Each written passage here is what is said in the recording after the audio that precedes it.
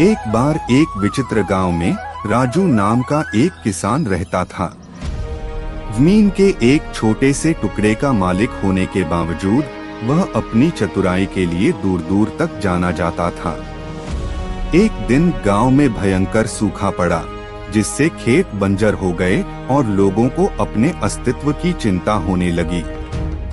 हालांकि राजू शांत और विचारशील रहा। पानी की कमी पर शोक मनाने के बजाय उन्होंने समाधान खोजने के लिए अपनी बुद्धि का उपयोग करने का निर्णय लिया। उन्होंने गांव वालों को इकट्ठा किया और एक ऐसी योजना प्रस्तावित की जिसने सभी को आश्चर्यचकित कर दिया। मेरे पास एक चतुर विचार है, राजू ने घोषणा की।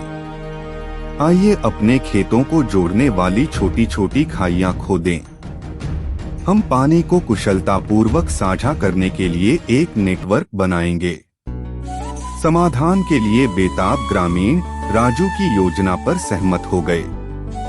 उन्होंने अथक परिश्रम किया, खाइयां खोदी और जल बंटवारा प्रणाली बनाई। जल्द ही जो खेत एक समय बर्बाद लग रहे थे, उनमें जीवन के लक्षण दिखाई देने लगे।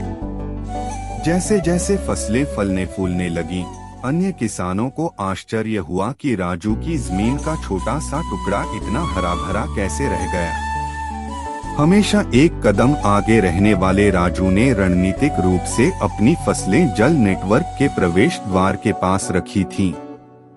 उनकी चतुराई से न केवल उनका अपना खेत बच गया, बल्कि पूरे गांव को भी फायदा हुआ। राजू की चतुराई के बारे में बात फैल गई और पड़ोसी गांवों ने उससे सलाह मांगी। अपने ज्ञान को साझा करने के लिए सदैव तत्पर रहने वाले राजू इस क्षेत्र में एक सम्मानित व्यक्ति बन गए।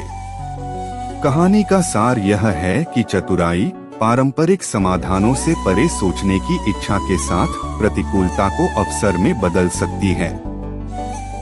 राजू की चतुराई ने न केवल उसके खेत को बचाया, बल्कि उसे एक सामुदायिक नेता में बदल दिया, जिसने चुनौतियों पर काबू पाने में नवाचार और सहयोग की शक्ति पर जोर दिया।